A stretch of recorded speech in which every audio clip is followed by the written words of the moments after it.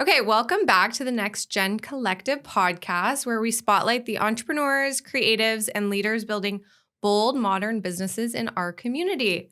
Today's episode is all about magnetic marketing, iconic branding, and what it really takes to stand out in the beauty, fashion, and lifestyle space.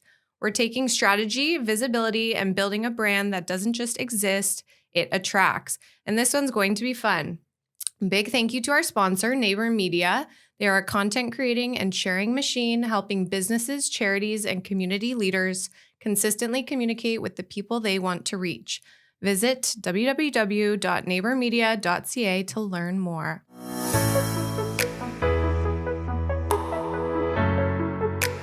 Our guest today is Brittney Megann, CEO and head socialista of Socials and Stilettos. Socials and Stilettos is a boutique social media, marketing, and PR agency helping female-founded beauty, fashion, and lifestyle brands elevate their businesses and build iconic brands. With over 9 years of experience as a marketing strategist and social media expert, Brittney has worked with everyone from solo entrepreneurs to Fortune 500 companies. Her approach, what she calls magnetic marketing that attracts the right audience instead of chasing them. Her mission is simple but powerful, changing the way the world sees marketing one stiletto at a time. Brittney, welcome to the podcast. Thanks so much for having me, Shayla. I'm so excited to be here. Yay. Okay, we're going to jump right into things. Do you want to give a little bio about yourself? Yeah, I mean, you introduced me so perfectly. I'm like, I don't know how I could top that at this point. But like Shayla was saying, my name is Brittney Megann. I'm the CEO and head socialista of Socials and Stilettos. I love marketing. What can I say? I mean, over the years, we started as a one-woman show. It was very much social media focused when I started Socials and Stilettos. And over the years have scaled into a full-service marketing agency. But one of the biggest differentiating features I think that we bring to the table is we really specialize in omni-channel marketing. So marketing that spans across multiple platforms and stays connected while showing up differently in all these different places. And magnetic marketing, which is essentially like using your marketing as a way to attract your dream clients, your dream audience, so that your business can do the work for you. Oh, perfect. So you work with beauty, fashion, and lifestyle brands specifically. Why that niche? I am a girl's girl. I think like you can tell that if you look at me. I love the color pink. I love all things feminine. Before I started Socials and Stilettos, I actually was a hairstylist. I don't know if you know this about me. Mm-hmm. Okay. Yeah, I remember you telling me that. I tell everybody, but then I'm like, who actually did I tell this? Because people are still like, wait, you were a hairstylist? And my passion was always like, I love that women can just feel so confident and so like uplifted when they put themselves together. So beauty, fashion, and lifestyle for me, I love the idea of being able to support brands that are helping other women feel beautiful. And my background in hairstyling, plays a big part in that as well. Like our first client as an agency was a hair salon because it was a salon that I was working at before I stepped into this world. Perfect transition. And yeah, and sometimes like we do work with clients outside of that niche, but that is really what we're passionate about and what we're known for.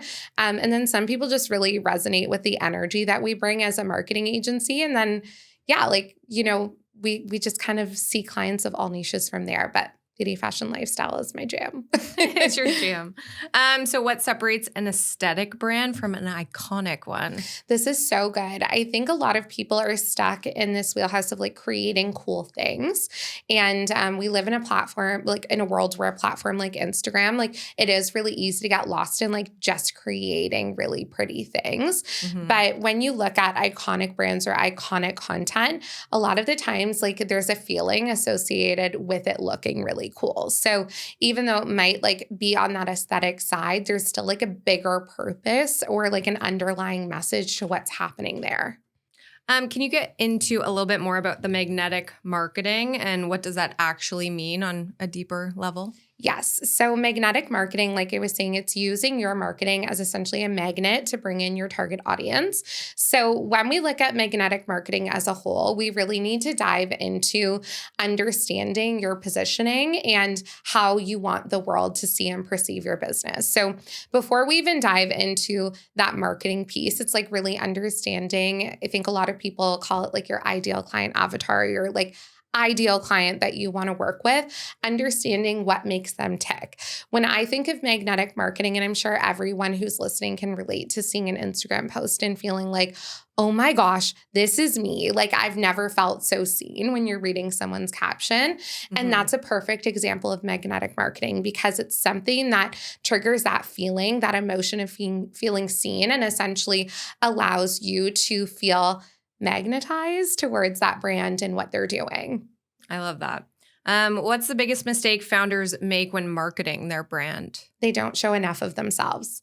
Like I always say, you are your biggest asset. And a lot of, founders and founder-led brands, they don't show up on social media. They don't want the world to know that they're the face behind their business. And the reality with that is that people buy from people. We live in an economy where, people are really paying attention to where their dollars are going. And they need to feel like wherever they're putting their money, that it's supporting a bigger cause. So when you're a founder and you step into your marketing, you show your face, you share your story, you let people see what you're so passionate about and why you're doing it, you just have an upper leg compared to anybody else in your industry.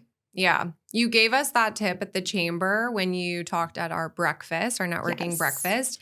So this year we are actually, after that talk, we're trying to come up with a game plan on how to show our faces more and the ladies behind the scenes rather than just posting like events and all that boring stuff on social media. I love it. And I loved your feature inside of the women's spread inside of the Aurora. And I was like, that's such a great way to do that. Like even showing up without needing to promote yourself, but just saying like, hey, we're here. This is what, we want to send this message to you. This like little piece. It's not promotional, but it's like, hey, just a reminder, we're over here. I feel like goes so far, right? Yeah, I'm happy we chose to do that spotlight. So you built this agency with a very strong personality and brand voice. When did you know you wanted to run your own agency? I honestly had no idea. When I tell you, I actually fell into this. Like, I kid you not, I fell into this. For anybody who doesn't know my story, I started Socials and Stilettos from one of the hardest times in my life. I mean, I had just gotten into a car accident, lost my ability to walk. I had to figure out how to make money from my phone. And it was like the beginning of the rise of the social media era. And people started, exploring different ways to make money online. I really became a founder of an agency through falling into it. And it wasn't intentional, but I think like looking back, growing up, I've always been a very independent woman and independent person. And even while I was a hairstylist, I was always, attracted to a career path where you had control over your hours and control over like what you did with your time or how much money you made. So for me, I think like there is connecting like parallel lines or things that connect to where I am now. But the biggest thing would be, I just really fell into it. That happens. So what did you see missing in traditional marketing spaces that you wanted to change? Yeah, it was definitely the connection. We're very much known for community-driven marketing. Like everything we do serves that feeling of being seen, whether it's through, like we were talking about that magnetic marketing approach or omni-channel marketing or just community management. Everything very much comes down to the feeling of feeling seen. And I think, when we over the years, especially have seen so many businesses who show up online and they're just putting their offer out there. They're like, we have this to offer, but nothing is actually putting their community first. So I would say that's exactly it. So how did you land some of your first major clients? Do you have tips for people? Yeah. I mean, our very first client, I was like, just let me do this. Like I need to prove to myself that I can do this. And that was again, like through a very difficult time in my life. So like I wasn't waiting to hear no. I was like, nobody's going to say no. And if somebody does, I'm going to the next person. Now things are different. And I think, how we land a lot of especially our larger clients is still by like just putting our name out there. I mean, we manage the entire community sector of Adobe, which is a huge tech company. And I think everybody has heard of Photoshop. shop. But in, landing that, it was a LinkedIn connection request that I just landed in the right person's inbox, and we started establishing a relationship. But that goes to show you that, you can send all the LinkedIn connections in the world, but if your platforms are not set up in a way to position you correctly and essentially be a magnet to what you offer in the space, people are going to see that and just ignore you. So be unignorable. Yeah, I think you do a great job of that. Thank you. So social media changes constantly. How do you stay ahead of trends without chasing them? You need to be in it. Like, you do need to consume things, and you need to have a really good internal compass and guide as to not every trend is the right trend for you. So what are your core brand values, so that can help determine, is the trend right for me, or is it something I should just let fly? Like, we're a very, luxury marketing agency. Our services are, priced a little above maybe some of the other marketing agencies in the area. So we always make sure that everything we do has like luxury at its core. And that's represented in the trends that we choose as well. Like, if something is coming across like too casual or too inappropriate, we like just skip it, because we know that it's not the right representation of what we want to be known for or seen as an agency. So yeah, staying connected, you have to be in the space. You have to be consuming, not more than you create. Don't consume more than you create, but you have to be in the trenches to know what's going to work for you. And don't be afraid to try new things too. Yeah, you guys are so on top of social media. Like, you're constantly It's our posting, job. and I love it. I'm always liking everything. I love it. Thank you. Is organic reach dead or just misunderstood? Misunderstood. So, I always say that don't even look at ads if you're not in a great place organically, because when somebody sees you through an ad, they have to have something on your page that's going to want to keep them around more. So focusing on organic for sure. A couple things that I would recommend if you are in that space of just looking at how you can tap into more organic reach. Collaborative partnerships is huge. Like, we have a great community of small businesses. One of our favorite things to even do for our clients is tapping into what are other businesses in the area that have similar target audiences to that client, and then run a collaborative giveaway. I mean, you can see such great organic reach that way. Same with like just, being social on social media. Like, don't be afraid to connect with different businesses, different brands, comment on their posts, because their audience is going to see your business. Like, these are all little ways that you can just organically boost reach. And then once you have great content that works, maybe look at a boosted content strategy. But, you're not always going to see the best results with ads. You have to focus on organic as well. You guys did a good job of that recently. You've been doing the small business series. Yes. Can you talk about that a little bit more? For sure. I mean, one of our biggest goals has always been making marketing more accessible. So for me, like, collaborating with small businesses, especially ones that maybe aren't in a space to hire a full service marketing agency, but really would love a reel that highlights their business and what they have to offer. That was the goal of this series. And through that, I mean, we've gotten so many leads, so many potential clients, even some people convert just from seeing that series. So, I mean, again, don't underestimate the power of local collaborations. So your brand is bold, feminine, and unapologetic. How important was it for you to build something that reflects your personality? When we first started Socials and Stilettos, I was actually so focused on staying within a box that worked for other people. And it's the worst thing that you can do with your branding. But I remember seeing, everybody else in the industry, they were very like neutral tones and very minimalist. And that back in the day is what really worked, and people loved that. But we did a whole brand identity and tried it out. And it was so funny because I never felt more unauthentic in my life trying to show up. I bought all these new clothes to try and fit this look, and I just didn't feel like myself. And, there is power in showing up as who you are. You're going to attract the right people for you. Like, your vibe will always attract your tribe. So when I noticed that that wasn't working, I was like, Okay, whatever. Let's just see what happens. Rebranded to the branding that you see today. Very pink, very feminine, very outside the box. You'll see the F-bomb dropped in our content. And we've had people reach out to us specifically saying, the reason I reached out is because I didn't see any other agency that showed up the way that you did. And I just felt seen by your branding. So, I mean, yes, now looking back, it would have been so important had I known that in the beginning. But through trial and error, I learned the importance of it for sure. Since this rebrand, though, have you ever felt pressure to tone it down? No.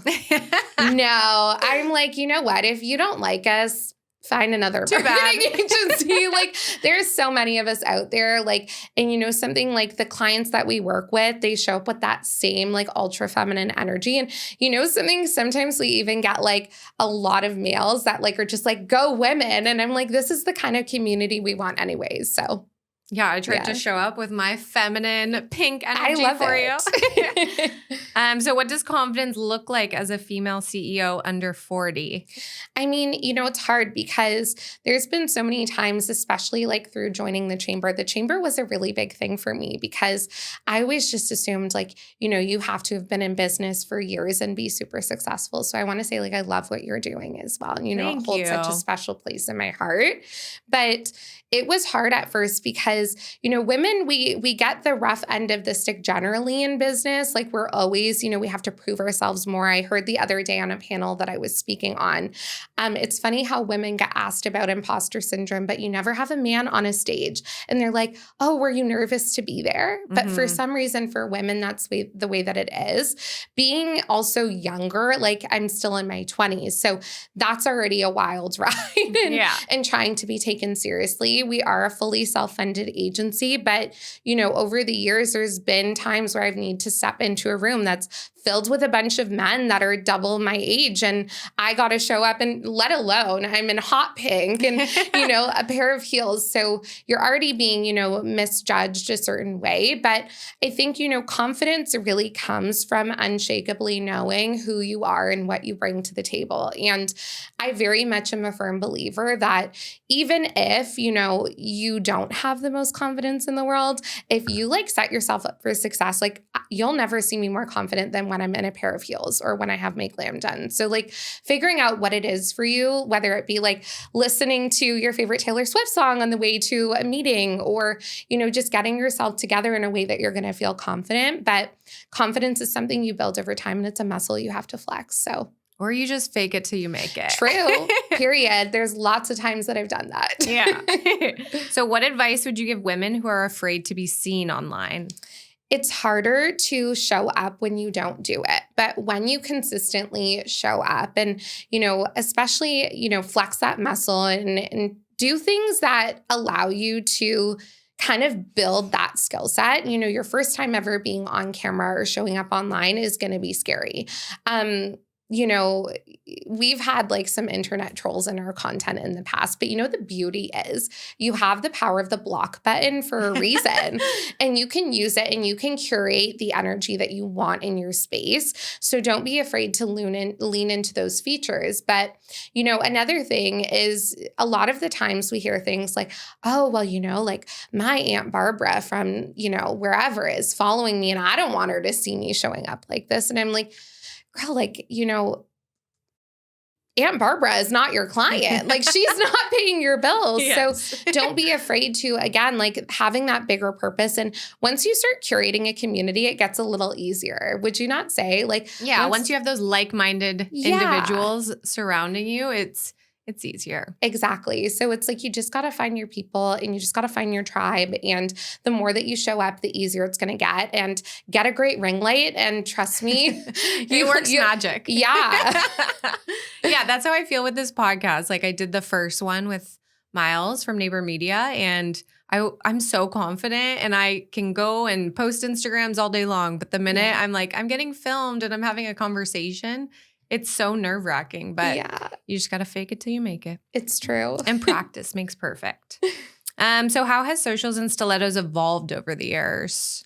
I mean, a great example of this is when we first started, again, it was just me, myself, and I had an alias email that I used to, you know, email people from when I had to ask for a payment on an invoice somebody missed. So me, myself, and my fake email.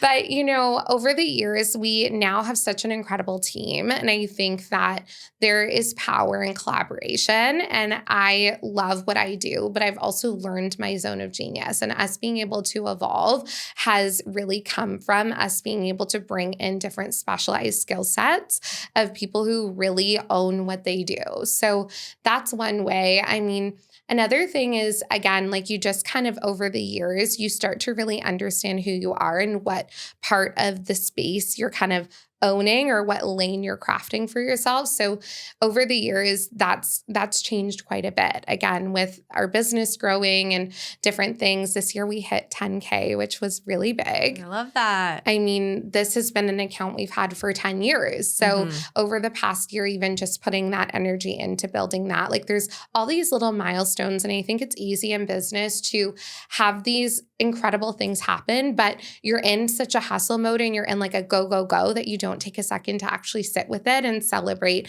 every single little thing. And I think like you miss a lot of things that are really incredible when you don't do that. So yeah, you have to celebrate the small wins as well. Exactly. Is there anything this year that you're focused on refining, scaling, or expanding different services or anything? Yes. So I feel like we're in a great spot with our services and our marketing agency piece, but we recently launched the Social Stilettos Club, which is like a fun resource hub for businesses who are not really ready to hire a full service marketing agency, but they still want like place that they can plug and play and grab tried and true resources and systems that they can lean into. So this year has been like a lot of focusing. This year, we're in March. I'm like, but like this year, it's going by so fast, but focusing on that and just making marketing more accessible is like at the top of my brain. So what advice would you give someone who wants to build a niche agency in today's digital world? Be a stiletto in a room full of flats. Mic drop. Yeah. I mean, don't be afraid to stand out in what makes you unique. There's a million agencies, but if you can find that thing that makes you different, you're going to end up becoming a magnet for your dream clients. So perfect. So we have one little segment to end it off today. Just rapid fire questions. Okay. No thought, just answer. So Instagram or TikTok? Instagram, but I know the Gen Zs in my office are like, TikTok. Organic ads or paid? Organic. And heels or sneakers? Heels. Most underrated marketing tool? I would say a content management tool like Later. I think that's something that's underrated. Like when I need to explain this one a little bit because like if you know, you know, but if you don't, it's going to change your life. And if you can lean into something that you can prep everything that you're posting ahead of time and then just let it auto roll out. Trust me when I say consistency has never been easier. No, that's a good one. Marketing is blank. Misunderstood. Okay. Lastly, one word to describe this season of your life. Selfish. Oh, that's perfect. Right? We're allowed to be selfish. Yeah. And I think I've spent a lot of time like pouring into so many different things. I just want to take a little more time to do the things that I love in my business again. So what a perfect way to end it off. Brittney, thank you for sharing your perspective on magnetic marketing and what it takes to build a bold, iconic brand. If you're building a brand and ready to elevate your marketing, this episode was for you, and definitely contact Brit and her team to make the process seamless. This is the Next Gen Collective, spotlighting the leaders shaping what's next in our community. Follow us on Instagram, ACOCYEP, and we will see you in the next episode.